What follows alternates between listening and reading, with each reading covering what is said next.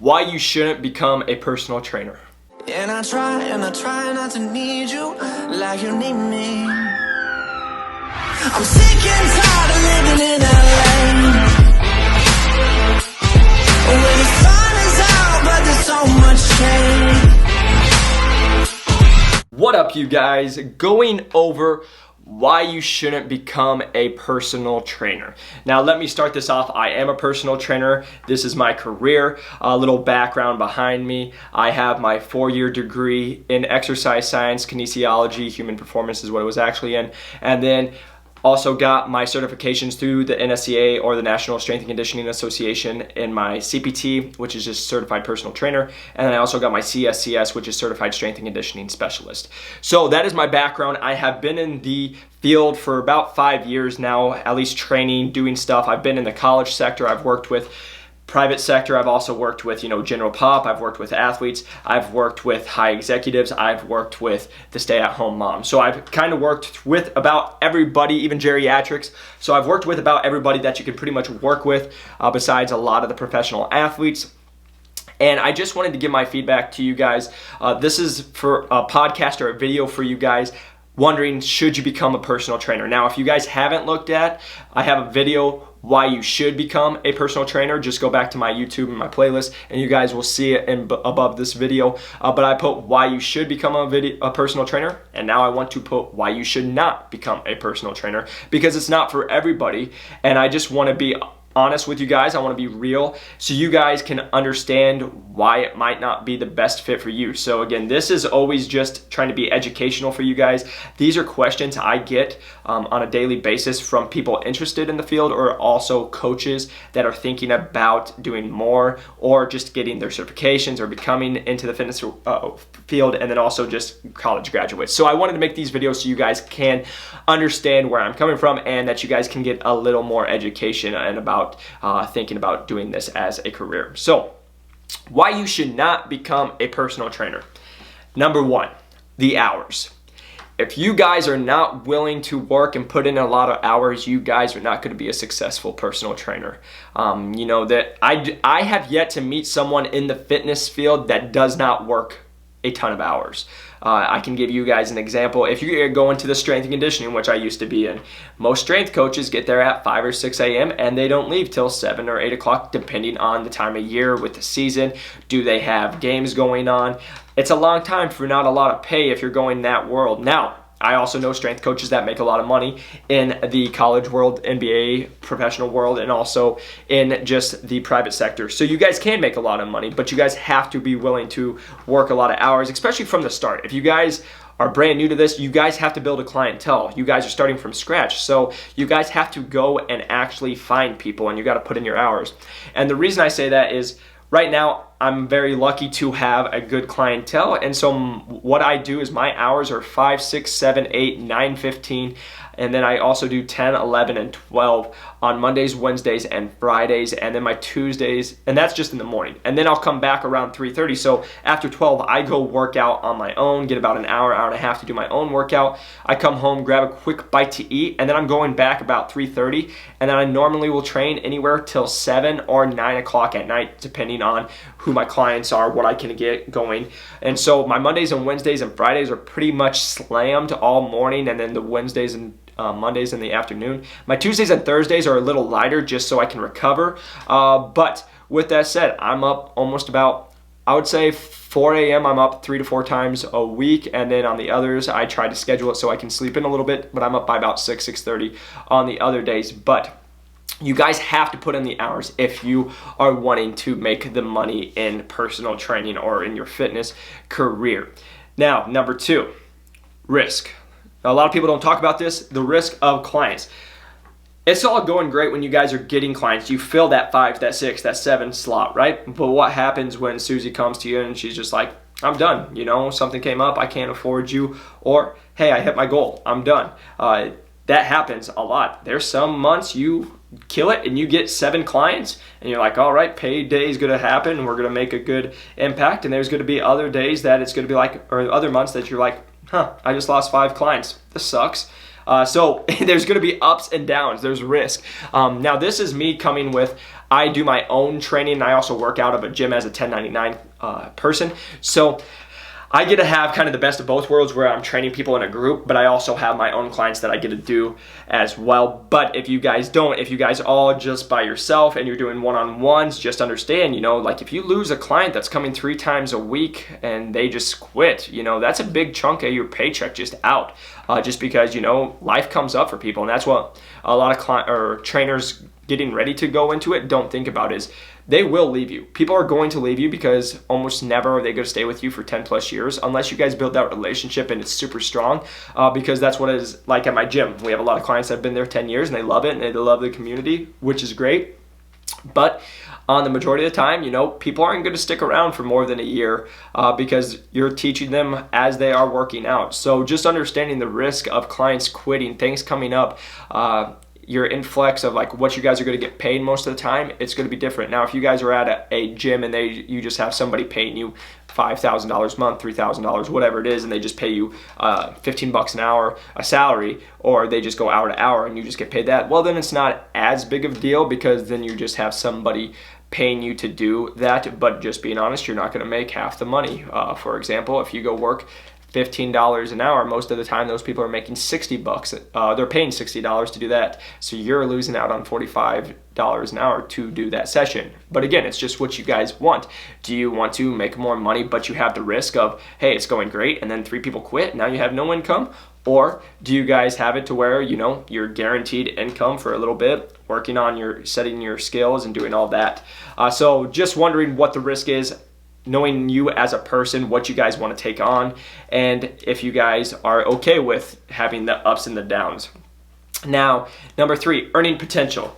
This is different for every single person. You guys just have to know your market, where you're at, who you're going to try to work with, and then also just know the hours. So the reason I say earning potential, it's great. You guys can put in a lot of hours, you guys can get a lot of clients, and you can make a lot of money. But it also is, what's a lot of money is different to every single person. You know, the average trainer, if you Google it, will be between $30,000 and $50,000 depending on what website you go. Like I've seen 34,000, I've seen the average makes 52. You know, it's going to be different for every single person, and it's also going to be different on demographics. For example, I live in Scottsdale, Arizona, where it is super health oriented. People are going to pay more money. We have a lot of business owners here. We have a lot of retirees. There's a lot of money in this area. So they're going to pay more on their health and fitness goals compared to when I lived back in Iowa, where I'm originally from. You know, I couldn't get a job at Anytime Fitness for $15 an hour when I was right out of college trying to get into it, because you know what? Nobody pays it. And also, you know, I have 7 million people here in the Phoenix area. In Iowa, the whole state's 2.5 million. So the whole state has less than this just little area here in Phoenix. So just understanding that too is knowing your earning potential in that aspect, but also say you fill up your days. Say you fill up 8 to 5. You guys are going to be great, but just understand you're always trading time for money. So most of the jobs we are trading our time for money, but just understand there's only so many hours in a day. So if you max it out and you're working 12 hours a day and you're training all 12 hours and you haven't maxed out, that's great, but it's pretty much capped at that unless you guys are willing to do, you know, online stuff. Are you guys willing to do social media, YouTube, Instagram, LinkedIn? Are you guys going to be sending out emails? All this different stuff that comes with it. But there's only so many hours in a day. And so if you guys are just being like, okay, this is my clientele and I fill it up, it could be that's it. And then also with the earning potential, just knowing your clientele. You know, some people can go with a higher end clientele, which are going to pay more. I have that luxury here where I'm going to charge way more than if I was back in Iowa. You know, I've talked to people back in Iowa, and what I charge is probably double, sometimes triple what they're charging back there. And people here are more than happy to pay it compared to back home. You say a certain amount and they're like, I'm not going to pay that. So just understanding your clientele, who you're going to work with, how much money they have, and just going with that. And it is going to be just depending on the geographic area you're at, also where the money is. So earning potential can be a drawback for many personal trainers, just because, you know, even if you max everything out, you might just be quoted out at what you make. And if If you're happy with making that amount, that's awesome. But if you're wanting to make more and you have other dreams and goals with it or to do stuff, it's just something to take into consideration compared to if you spent that same time, the same hours doing, you know, I don't know, maybe a sales job or doing something. You might work those same hours and make way more money because now it's a product-based stuff where instead of when it's clientele and training, it's a time thing. So just understanding that. Now, next point, oversaturated market. Everybody is a personal trainer. Everybody is a fitness guru. Everybody has an opinion on health and fitness. You know, the people we talk to, some of my fitness friends, you know, everybody's a fitness expert because they saw something on Facebook. The amount of times I have somebody who doesn't have a degree, like I said, I have my degree in kinesiology. I went to school for 4 years. I have the highest certification when it comes to strength and conditioning, CSCS, when you're looking at just general pop certifications, and it's a 50% pass rate. When you have that, and then I have somebody tell me why I'm wrong because they saw somebody on Facebook standing on a Bosu ball doing squats. That's great, you know? You just have to go with that. It's an oversaturated market. Everybody's a fitness guru. You're fighting everybody else unless you have that niche market. And then also, like here in Phoenix, I just tell people I'm in Scottsdale, gyms are everywhere. Just in our quarter mile where I train out of, we have 12 different gyms in that quarter mile. So you're not only competing with those 12, you're also competing with just going to a half mile, a mile, 2 miles. You know, you're competing with all those different gyms and trainers and why you are different, why you are better, why they should train with you compared to going to X, which is cheaper, you know, or where it could have bigger classes. Like, you are going to be facing it. I just did a Google search for fun. The average is what they said. There's probably about 340,000 personal trainers that are certified. So just think of that, 340,000 personal trainers throughout the United States that you're going to be competing with. Now, if you're going on the online sector, it's even bigger. You have now Instagram influencers that every person that I know that is fit looking is an influencer. You know, that's the thing that can be getting to you or can make you frustrated. Is I know a lot of people on Instagram that don't know what a macro is. They don't know what protein, carbs, and fats are. They don't know how to coach a squat. They don't know how to coach a bench press. They don't even know how to coach, you know, just living a healthy lifestyle. They have just always been skinny their whole life. They look good and they're like, I'm gonna be a fitness coach. And then they're like, here, this is what I do, not knowing why they do it at all. And then they have somebody do it and they're gonna buy it just because they're pretty. And that's just how it is, not bashing anybody, but that's the reality of it. So just understanding this market is super oversaturated. If you guys are trying to get into it, you have to set yourself apart. And you have to make yourself have people choose you over every single person that they're seeing online, on Facebook, on Instagram, on in person, and the clubs within the next 5 mile radius. So just understanding the market is super oversaturated. Now, we move into luxury business. Now, I put this as a luxury business is because you guys have to understand fitness is a luxury.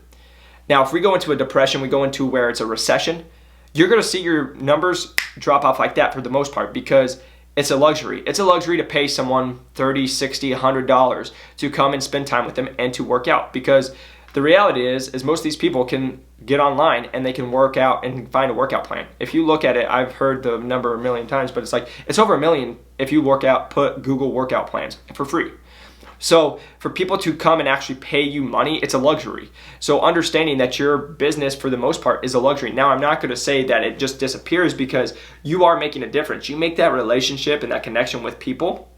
You guys are going to have people hold on to you. It's bigger than just fitness at that point. But understanding, you know, if things get tough, or just for example, if you have a client who something happens in their life, they're going to drop. You're the first thing that gets dropped because, hey, I need an extra $400. I need an extra couple $100 a month. Well, here, I can do my own workouts. I've learned enough. Bam, I'm dropping my trainer. So just understand that personal training or fitness is a luxury, that you guys are a luxury business. And if things get tough in the economy and things happen, you're going to watch your numbers probably drop for a good amount compared to if you're in any other industry. So just understand that.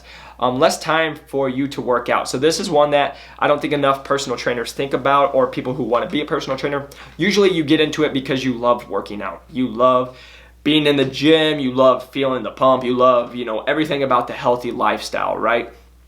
Well, the days of you doing an hour, 2 hours, 3 hour workout that some of you guys might do, it's over if you get busy. If you're good at personal training and you get a full book, you're not spending 2 hours, because I'll just be honest, unless you structure your schedule for that and you're like, hey, I'm gonna work out for an hour, hour and a half every day, and that's part of my day. Just understand you're gonna be missing out on money that you could be training someone else.